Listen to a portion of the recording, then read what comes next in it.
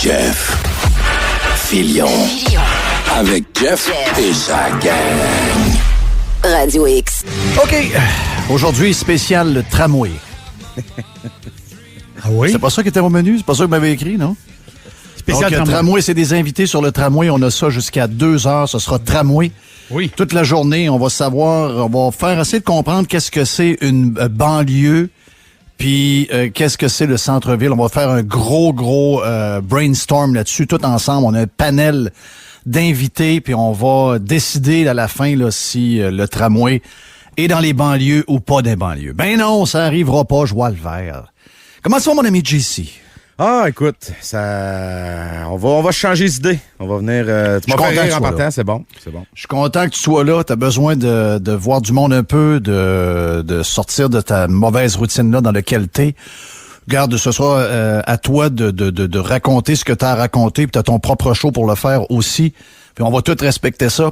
Mais je suis juste te dire qu'on est content, on est avec toi, puis regarde, on t'a envoyé une tonne d'énergie au cours de la fin de semaine, puis j'espère que tu vas bien aller. Puis si tu as besoin de quelqu'un, ben on est là, puis tous nos auditeurs, on est là, t'as une belle famille. Ouais, Donc, j'ai bien senti ça, Jeff, beaucoup d'amour dans les derniers jours. Yes. Mais tu sais, reste que le temps fera son œuvre aussi là-dedans. Là. Mais t'as raison, le mood, faut le faire un peu, là.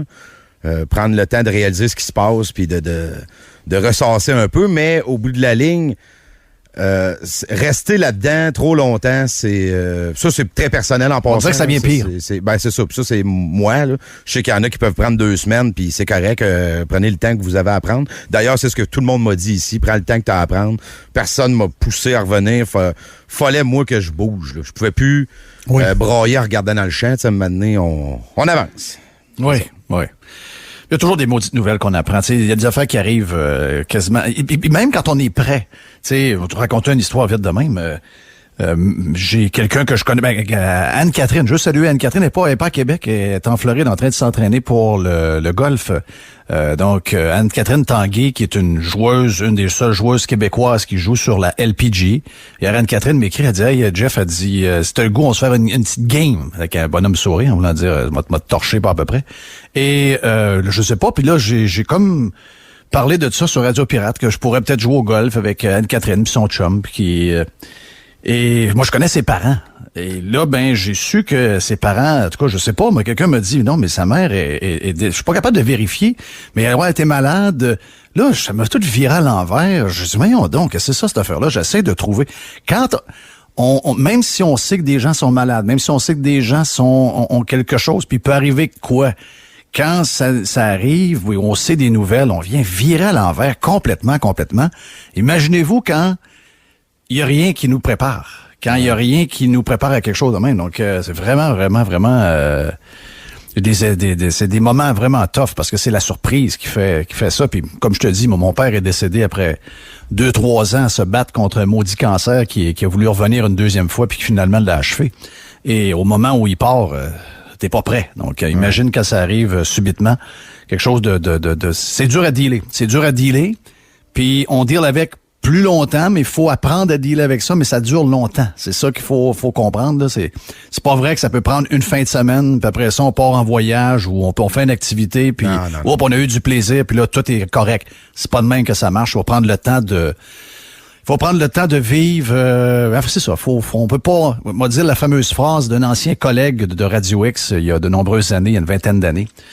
On ne peut pas faire pousser une fleur plus vite en tirant dessus. Elle poussera pas plus vite, donc il faut laisser le temps faire son œuvre. En tout cas, je veux juste te souhaiter un bon comeback avec nous autres. On est content que tu sois là, puis regarde, on est full avec toi, puis tu peux compter sur nous autres et la grande famille de Radio X si tu as besoin. Yes, merci. Jerry, t'es là, mon ami Jerry? T'es arrivé? Oui. Bon, Jerry est là. Jerry est avec nous autres. On a un méga mercredi aujourd'hui. Beaucoup de choses. On va parler avec Yann Sénéchal dans quelques instants. On a le docteur, j'oublie son nom, là, je l'ai pas Simon. loin, mais le docteur Simon sera avec nous autres. Il est de l'hôpital Laval. Donc, on va regarder la situation à l'hôpital Laval pour voir, aussi dans les hôpitaux de Québec, à savoir comment ça se passe. Les derniers chiffres que nous avons, C'est à se demander si on devrait pas être jaune. Et moi, je suis même allé hier jusqu'à vert, puis j'ai le goût d'encore y aller jusqu'à vert aujourd'hui. Yann Sénéchal trouve que j'ambitionne un peu, peut-être que jaune sera en masse, mais je regarde les chiffres et ça va très, très, très bien.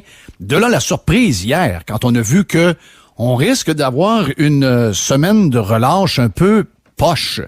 Et à se demander pourquoi ils la font. Les gens le savent pourquoi ils la font. On sait pourquoi, parce que beaucoup de parents ont écrit directement aux directions d'école en voulant dire, ben là, si la semaine de relâche, vous nous permettez pas de voyager, on peut pas aller dans un chalet. Si on va faire du ski, on va attendre 2 heures entre chacune des descentes. Finalement, quel genre de semaine on va avoir, puis que nous, on est déjà un peu serré dans l'histoire du travail. On a manqué telle semaine il y a 1 mois et demi, on a manqué une autre semaine il y a 3 mois. J'ai été arrêté de travailler pendant un mois au mois de mai. Donc là, ça nous met un peu dans le trouble. Notre seule solution, c'est peut-être les grands-parents. Vous voulez pas qu'on mette les enfants avec les grands-parents. Donc, ça crée un paquet de problèmes. Et rajouter à ça, le point de plusieurs parents envers les directions d'école, c'est que les jeunes, on l'a vu hier dans les chiffres, les jeunes ont de la misère. Ils ont de la misère à l'école.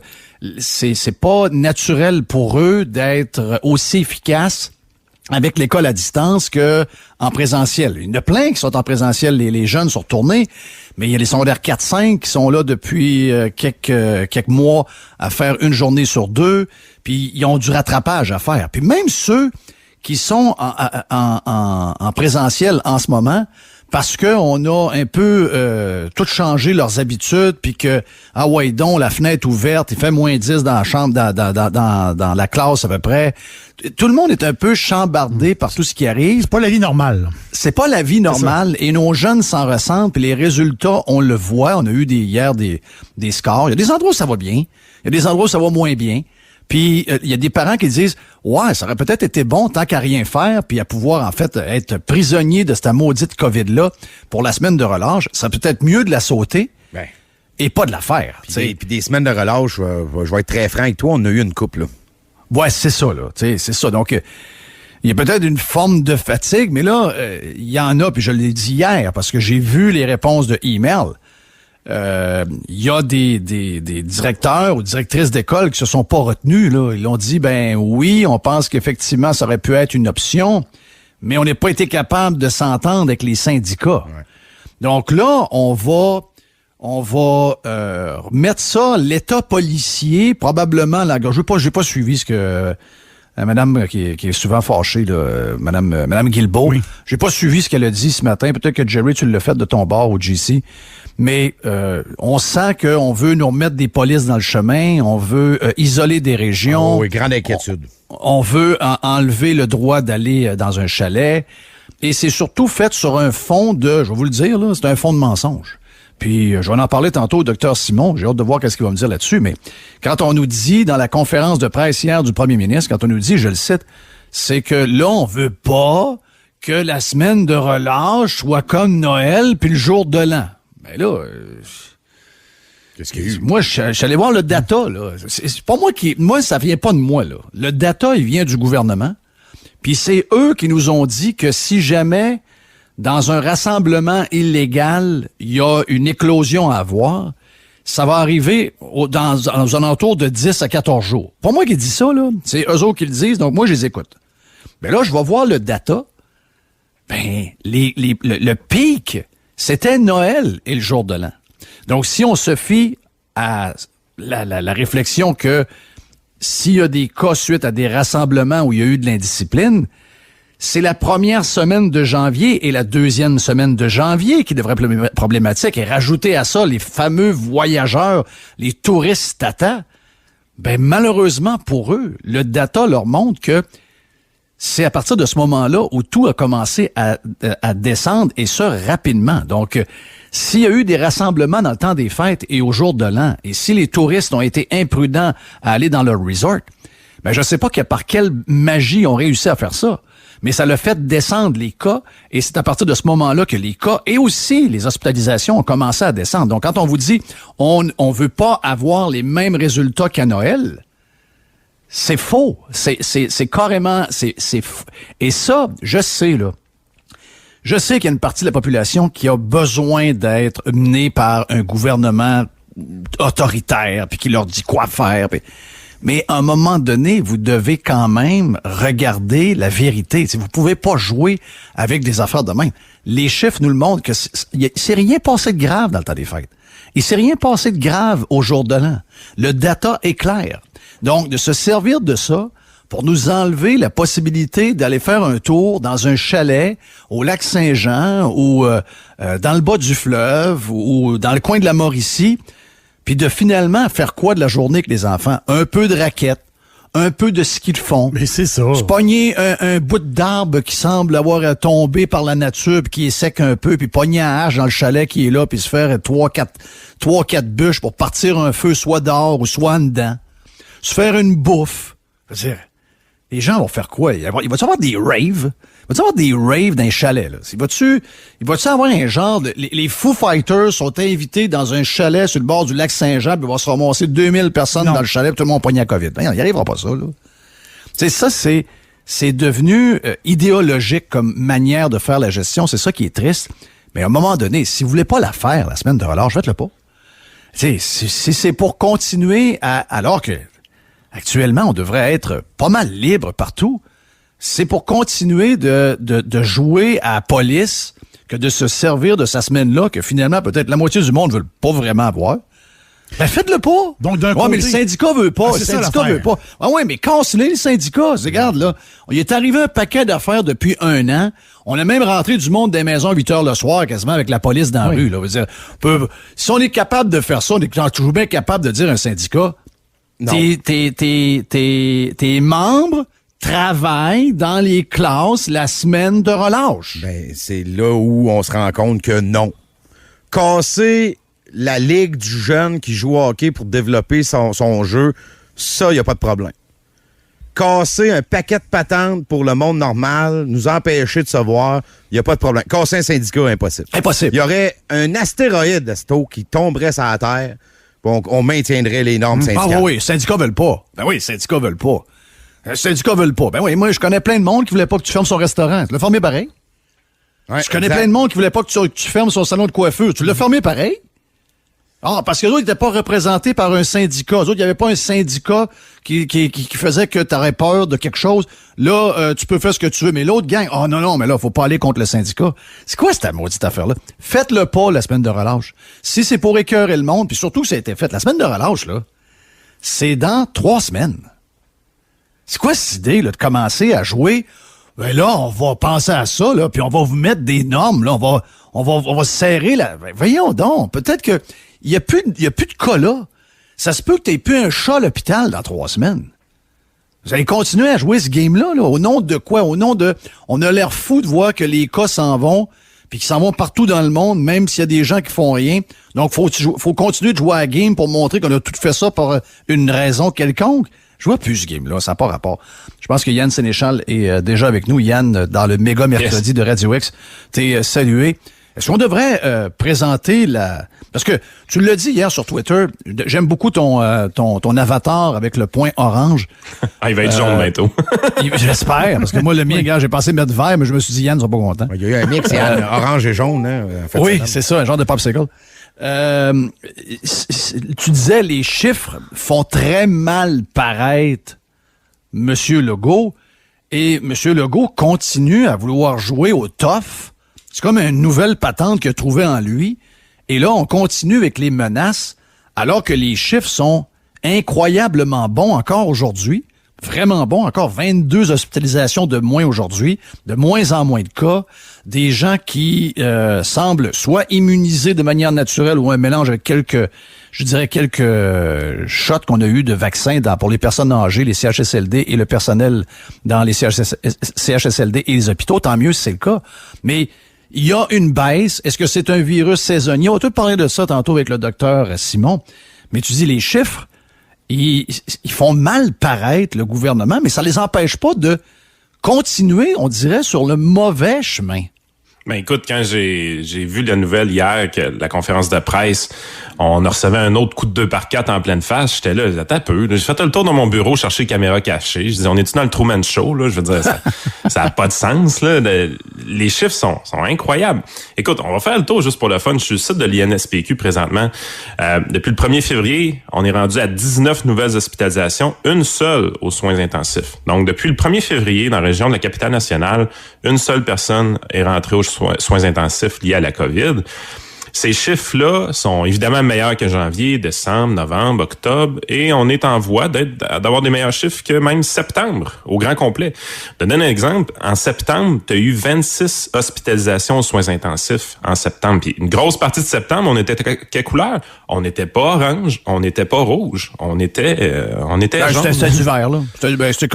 On pouvait faire ce qu'on voulait. On allait au restaurant, il y avait du sport. Moi, mes filles faisaient du sport. Ce que je me souviens à ce moment-là, les écoles, bon, je sais pas trop ce qu'on était avec les histoires d'école, mais on était pas mal libre. Ben oui, tout à fait. Puis, écoute, 26 hospitalisations aux soins intensifs en septembre, 159 hospitalisations régulières. Chiffre de février, il y a le tiers du mois de fait, là. On s'enligne, si on fait x3, là, parce que c'est quelque chose qu'on peut faire, ben on s'enligne sur à peu près 60 hospitalisations totales, dont 3 aux soins intensifs, là. Les chiffres se comparent même pas à septembre. Nos chiffres sont vraiment beaux présentement. Puis moi, je le vois comme une opportunité. Je le vois comme une opportunité de redonner le goût de vivre aux gens, une opportunité de redonner le goût de vivre aux jeunes, l'opportunité de recommencer à faire du sport un peu. On a tout un peu de poids en trop à perdre. On a une opportunité de restarter l'économie aussi, de remettre de la joie dans nos vies. Puis oui, d'habitude. Mais est-ce qu'ils font un calcul politique comme de quoi que les gens, les Québécois, en grande majorité, se plaisent dans le confinement et dans ce nouveau style de vie-là, où il y a par magie de l'argent qui arrive par la malle ou dans le compte de banque automatiquement, qu'ils ont beaucoup de temps pour Netflix, gamer, se faire peur en écoutant en pyjama LCN ou Radio COVID, qui est Radio-Canada en passant. Est-ce que ils font le calcul politique que plus ils frappent sur nous et plus ils sont populaires? Ça part de où ça devient maladif un peu, là. Je veux dire, c'est dans 3 semaines, la semaine de relâche. Puis comme j'ai dit tantôt, s'ils veulent pas la faire, la semaine de relâche, moi je connais une tonne de parents qui pensent que la semaine de relâche cette année, on pourrait sauter un tour, là. Écoute, le commentaire de Jérôme Blanchette-Gravel, le chroniqueur à Dom Moret hier sur Facebook, il était vraiment bon, là. Tu sais, quand il arrive, il dit, il y a bien des places dans le monde qui ont peur d'un coup d'État, qui ont peur de l'hyperinflation, qui ont peur de bien des affaires, puis nous autres, on a peur de la semaine de relâche. Tu sais, on est vraiment rendu un peuple embourgeoisé, on se gratte les fesses en avant de notre télé, c'est l'enfer. Petits entrepreneurs. À un moment donné, on n'est pas tous comme ça, là. Je comprends que des gens peuvent se complaire à rien foutre de leur vie, mais il y a une partie de la population, je vais vous annoncer quelque chose, là. Les gens qui sont dynamiques, les gens qui sont actifs, qui ont besoin de bouger, qui ont besoin d'être créatifs, qui ont besoin de développer une entreprise, qui ont besoin d'investir, qui ont besoin de créer des emplois, là. Vous nous foutre la paix un peu, là? On peut-tu faire dans quoi qu'on est bon? Ouais, c'est ça, on n'est pas tous pareils, parce que là, on a eu, le règne le règne de ceux qui, avant la COVID, étaient vus comme, ils étaient pas bien dans le pot, là, eux autres. Ils voyaient des gens actifs, ils voyaient des gens qui avaient des amis, ils voyaient des gens qui faisaient du sport, ils voyaient des gens qui avaient une vie avec leurs ados, qui étaient impliqués dans telle ou telle chose. Et là, sont comme devenus ces gens-là, ces gens qui étaient déjà en pyjama depuis longtemps, sont devenus les nouveaux héros. C'est eux autres les gardiens de la société parce qu'ils sont tellement, de manière vertueuse, tellement supérieurs à tout le monde. Ils prennent leurs photos avec le masque pour mettre sur Facebook. Ils se promènent des fois à prendre des marches puis ils gardent le masque. Ils sont en auto, ils gardent le masque. Ils ont peur. Ces gens-là sont devenus les nouvelles vedettes. Mais il faudrait pas oublier qu'il y a peut-être la moitié du monde que c'est pas leur vie, ça. Et que là, ils ont fait les efforts nécessaires pour justement protéger les personnes plus faibles, pour sécuriser les personnes qui ont peur, qui sont en pyjama puis qui font une histoire à pu finir avec ça. Ils ont fait leur bout. Mais là, ils ont de la misère à rester motivés avec les chiffres qu'on a puis de continuer à frapper sur eux parce qu'il y a une semaine de relâche qui s'en vient. Moi, il y a quelque chose que j'ai pas saisi hier.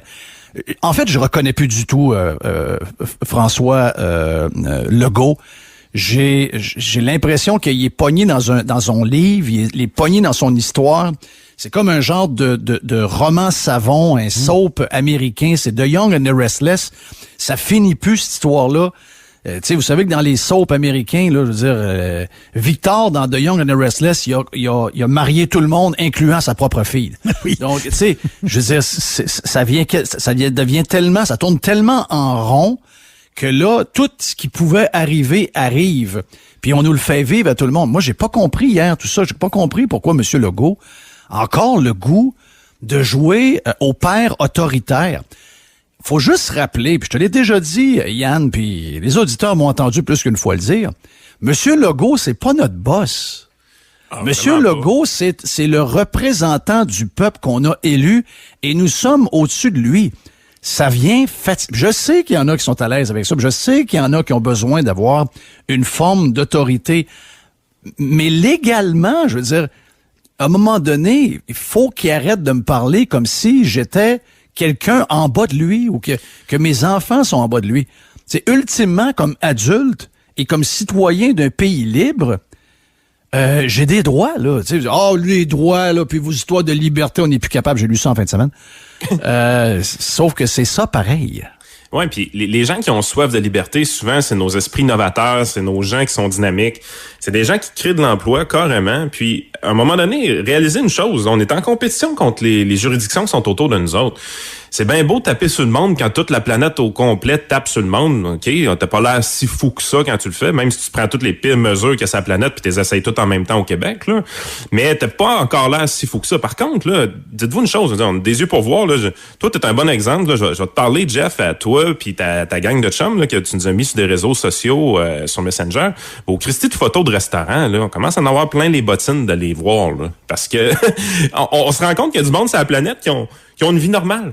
Tu sais, je veux dire, on n'est pas cave, là. On sait qu'il y a du monde sur la planète. J'ai mis une photo dans un channel privé de gens qui mangent dans un restaurant et les gens c'était comme si j'amenais je sais pas moi, la prochaine fusée qui s'en va sur Mars puis qu'on s'en fait ça en une journée et demie. C'est donc ben hot, c'est donc ben c'est donc ben écœurant. C'est juste du monde. Écoute, Skeptique, notre chum Skeptique a fait la même chose sur Twitter. Il s'est ramassé quelque part samedi ailleurs et il est rentré dans un restaurant et les gens sont en train de déjeuner. C'est des gens des retraités, 70 ans, sont 6-7 bonhommes en train de manger des œufs avec un jus d'orange et un café. C'est incroyable. Puis on voit ça comme quelque chose d'incroyable. Puis la réalité, c'est que c'est pas incroyable, c'est ce qui est en train de se passer partout sur la planète. On est en mode déconfinement, on est en mode reprendre une joie de vivre. Tu sais, d'habitude, c'est plate février, tu sais, les journées sont pas longues, ils commencent juste à rallonger. Mais ça rallonge. Exact, mais c'est pas un mois qui est généralement le fun, mais là, si tu nous redonnes la liberté, je veux dire, ça va être le plus beau mois de février ever, là. Puis le pire dans tout ça, c'est que François Legault a vécu un premier déconfinement au printemps, puis il était vu comme un héros à ce moment-là. Tu sais, on déconfine cette petite gang-là, puis là, tout le monde est content. Puis on déconfine l'autre gang, puis là, tout le monde est content. Il recevait du capital politique en déconfinant. Je veux dire, il va falloir qu'il se mette les yeux en face des trous à un moment donné. Là, il est en zone où est-ce qu'il peut redonner espoir aux gens. Il est en zone où est-ce qu'il peut redonner goût de vivre à plusieurs personnes. Ouais, mais il y a des gens qui avaient hâte au printemps du déconfinement parce qu'il faisait beau pour pouvoir sortir dehors. Là, c'est pas le cas. Je sens beaucoup de gens qui avaient hâte au premier déconfinement qui, là, sont comme tombés. Ben, c'est comme n'importe quelle nouvelle habitude ou n'importe quelle mauvaise habitude que tu développes. Là, on dirait qu'ils ont quasiment peur de retourner à une vie normale. Il y en a beaucoup de ça, là. Oh oui, il y en a beaucoup, mais c'est l'affaire, c'est que c'est les éléments embourgeoisés de notre société. Mais ce qu'on veut, là, c'est... Il y a des gens là, qui ruent d'un brancard présentement. Tu sais, ça tape du pied, puis sont fatigués, sont tannés. Puis ces éléments-là de la société, c'est tes créateurs de richesse, c'est tes gens dynamiques. C'est eux qui font rouler les OSBL dans les organismes sportifs. C'est eux qui font du bénévolat. C'est tout le monde qui rue d'un brancard, là, les fameux contestataires, c'est peut-être quoi, 20-25% de la population. Mais Christy, vous avez besoin de ces gens-là pour redynamiser notre société. Arrêtez de lui taper sa tête, là. Je veux dire, c'est plus eux autres le problème. Là, ça va bien. Libère-les, laisse-les aller, laisse-les innover, laisse-les s'amuser. Puis tu vas te rendre compte qu'ils vont redonner le goût aux gens autour d'eux de vivre également. Là. Ça va être bon pour la société de laisser aller le monde. Puis on a les chiffres qui nous le permettent. Vous nous demandiez des sacrifices pour sauver notre système de santé de merde et soviétique. Fair enough, on l'a sauvé. Là. Je veux dire, si vraiment vous êtes en train de me dire pour la capitale nationale, les 19 nouvelles hospitalisations que vous avez depuis le 1er février causent problème, là, on a un crustu de problème. Là. Je veux dire, ça fonctionne pas. Ou ben non, t'es en train de me bullshiter ces chiffres. Je veux dire, il y a peut-être bien des affaires que je sais pas. Je suis peut-être pas un virologue, mais je sais encore compter, je sais encore voir un tableau. Puis là, présentement, là, les chiffres sont tellement beaux qu'il y a aucune raison de continuer à brimer les libertés des gens. Parce que C'est un dernier recours pour le politique de brimer les libertés de ses citoyens. C'est une valeur fondamentale. C'est un pilier de notre démocratie, la liberté. Puis là, on pile là-dessus sans arrêt. On s'essuie les pieds sur la liberté. On trouve ça dégueulasse, la liberté. Je veux dire, là, attendez, là, c'est pas comme ça qu'on a fondé notre société. Ben, je penserais pas, là. Je pense que ça, c'est un peu fréquent. Nouvelle qui vient de sortir dans les dernières minutes. Le CDC confirme que de mettre un masque par-dessus l'autre, en fait, un masque médical, là, le petit masque bleu. Oui, le petit bleu, oui. Ouais. Le petit bleu, et de mettre un masque de coton, là, artisanal par-dessus. C'est effectivement très performant pour stopper le coronavirus. Donc, j'imagine que vous allez voir sur Facebook des gens qui vont changer leur avatar pour se mettre un double masque. On va encore faire du virtual signaling. C'est sûr que ça va arriver. Puis, qu'est-ce que je voulais vous dire? Non, mais c'est le dernier point que je vais te parler, Yann, c'est les variants, là. Semble-t-il que dire le mot chinois, c'est très, très, très, très raciste. Donc, virus chinois, faut pas le dire. Par contre, variant britannique, ça, il n'y a pas de problème. Les variants, on n'est pas capable de voir. Puis c'est des questions que j'aurai tantôt pour monsieur le docteur Simon.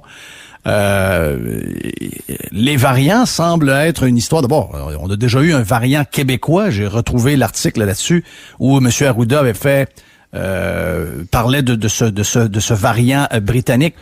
Mais on n'a pas grand-chose sur les variants en tant que tels. Là, on les découvre. On a même trouvé des variants, je sais pas, de l'Afrique du Sud, quelque part en Abitibi. Je sais pas comment il s'est ramassé là, lui. Non, je sais pas, il manque, tu sais, c'est certainement pas tous des touristes tata. Il semblerait que personne n'avait voyagé dans la gang. Mais de tous les endroits dans le monde, surtout d'où proviennent les fameux variants, les cas sont en baisse, les hospitalisations sont... En fait, c'est la même chose qu'ici. Je sais pas si on manque un peu d'expertise là-dessus, mais je veux dire, on utilise beaucoup les variants pour faire peur au monde, mais statistiquement, si on en parle depuis 3 semaines maintenant de dépasser, on devrait commencer à avoir des chiffres quelque part et on n'en voit toujours pas. Ben écoute, le principal enjeu avec les variants, c'est que c'est un nouveau mot, puis TVA s'amuse avec. Tu sais, on va se le dire, là, c'est vraiment ça la game, parce que côté scientifique, le vrai enjeu avec les variants, c'est le suivant, c'est que s'il y a trop de mutations, on risque de transformer la COVID en influenza. Donc, on risque d'être pogné avec à chaque année, puis d'être obligé de retaponner les vaccins à chaque année pour réimmuniser les gens vulnérables à chaque année. Le vrai enjeu des variants, c'est celui-là. Si on avait la possibilité de contenir très rapidement un variant puis de l'éradiquer, on pourrait s'en tirer puis on pourrait peut-être éviter tout ce bordel-là. Mais là, la game, c'est s'il y a un variant de l'Afrique du Sud qui est rendu en Abitibi, là, il est rendu pas mal partout sur la planète. Tu sais, faut qu'on commence à réaliser que peut-être que oui, la fenêtre d'opportunité d'éradiquer ce virus-là est en train de se fermer, malheureusement. C'est plate, il va devoir falloir vivre avec ça. Mais le modèle de gestion de crise ou le modèle de gestion du virus existe déjà. C'est exactement ce qu'on fait avec l'influenza. Les gens vulnérables vont se faire vacciner à chaque année. Puis s'il y a vraiment beaucoup de variants, les vaccins vont s'ajuster. Tu sais, Moderna l'a déjà dit, leur vaccin est super facile à modifier. Oui. Fait et eux pensent que Moderna, le boss de Moderna dit, on aura à vivre pour toujours avec le coronavirus. Les autres, dans leur tête, c'est déjà réglé. 2 points. Yann, avant de te laisser aller, des choses qu'on a jasées hier après-midi avec Éric Duhem, mais qui sont pas tellement jasées, mais qui auraient dû l'être. Je sais que Le Soleil a fait un article à partir de une question les meilleures questions dans les points de presse, à part M. Radio X, sont les questions faites par les journalistes anglophones. Les journalistes anglophones ont demandé à M. Arruda des questions sur toutes sortes de patentes, entre autres la vaccination avec les personnes âgées dans les CHSLD, les RPA, etc., et le personnel. Et là, il dit, puis il dit, la bonne nouvelle, c'est que quand ces gens-là vont être vaccinés au complet, on va pouvoir tolérer dans la société 4 à 6 fois plus de cas que qu'est-ce qu'on avait, mettons, il y a 1 mois. Donc, c'était quoi? C'était 1700, 1800 cas. On pourrait vivre avec 6000, 7000 cas par jour. Et il y aurait aucun problème pour notre système de santé parce que les gens qui rentrent à l'hôpital, ce serait pas eux autres qui seraient contaminés. Et là, après avoir dit ça, il s'est fait remettre à sa place par le ministère de la Santé. C'est pas indépendant, ça, là, la patente de la santé publique, puis j'avais pas compris ça, moi, là. Ouais, ça l'est, c'est ben indépendant. Il y a le coach des communications, Dr. Arruda, a rien à voir là-dedans. Rien, C'est ça. Lui, il a du mal à dormir encore. Dr. Arruda qui a encore utilisé son cerveau, il est vraiment pas domptable. Tu sais, je veux dire, quand il y a une évidence scientifique dans sa face, il est pas capable de pas nous la partager. Je veux dire, il est vraiment déplaisant, ce Dr. Arruda-là. Oui, vraiment une chance. Tu sais, la game, c'est qu'il a parfaitement raison. La journée que tu immunises ta population qui est très, très, très vulnérable, c'est évident qu'elle se ramassera pas dans tes soins intensifs, ou en tout cas, il va en avoir, mais il va en avoir vraiment beaucoup moins. Donc, à ce moment-là, oui, le virus peut circuler beaucoup plus dans la population active, qui de toute façon résulte avec moins d'hospitalisation. Je veux dire, c'est pas de la virologie, c'est pas de l'épidémiologie, c'est de la mathématique. Mais oui, c'est des stats. C'est simple, là, je veux dire. Tout le monde il y a même une madame, la madame, là, la nurse, pas la nurse, voyons, comment on appelle ça? Je pense. Non, Lucille Randon, la française, Jerry, c'est une, voyons, ce qu'on dit ça en français, une nonne, c'est une bonne sœur. Une bonne sœur, 116 ans, a pogné la COVID, oui. Aucun symptôme. Donc, tant mieux pour elle. Mais les jeunes, eux autres, ils pognent, effectivement, ils n'ont pas souvent de symptômes. Même chose pour les gens de 60 ans et moins, en général, dans la population active. Donc, ce qu'il a dit, c'est carrément... D'abord, c'est facile à voir. Mais pourquoi le ministère de la Santé le reprend puis dit non, il a pas voulu dire ça, puis c'est pas de même, puis c'est pas comme ça qu'on veut ça, puis...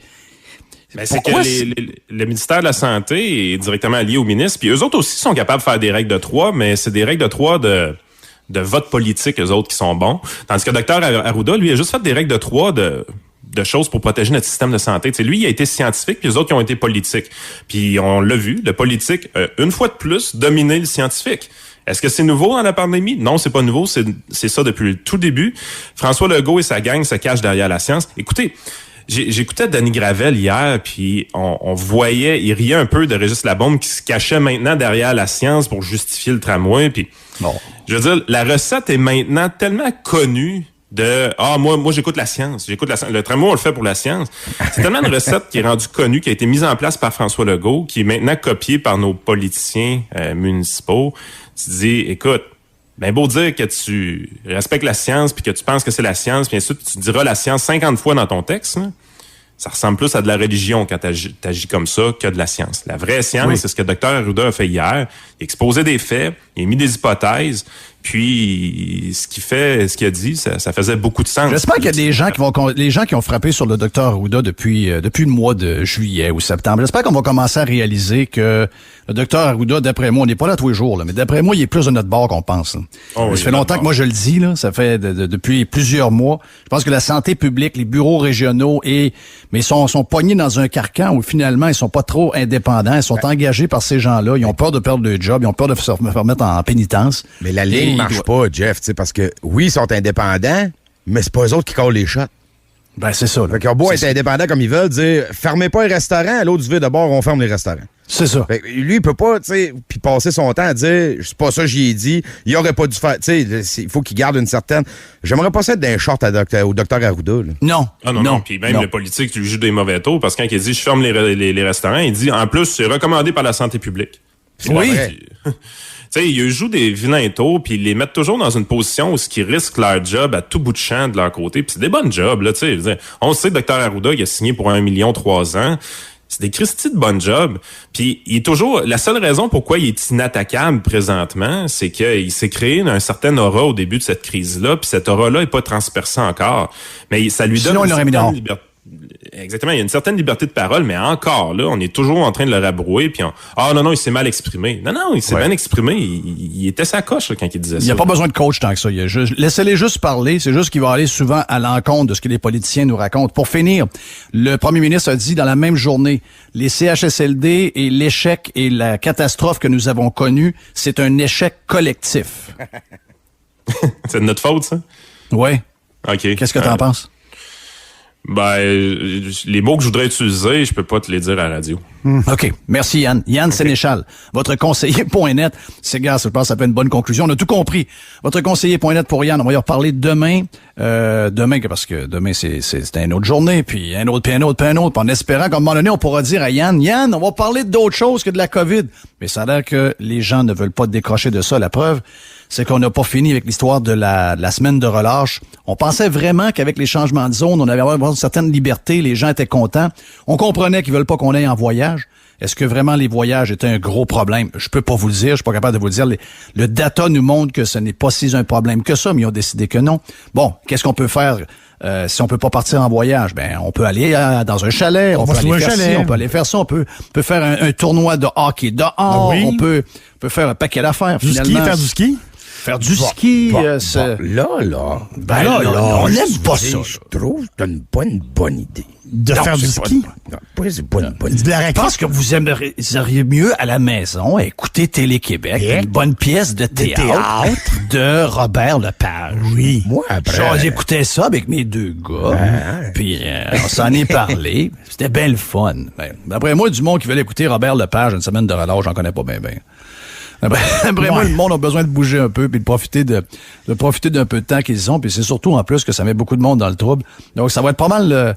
on fera du pain, je vois le faire. C'est ça qu'on va faire. Regarde, on restera à la maison puis on fera du pain en pyjama. C'est le même que ça va rester.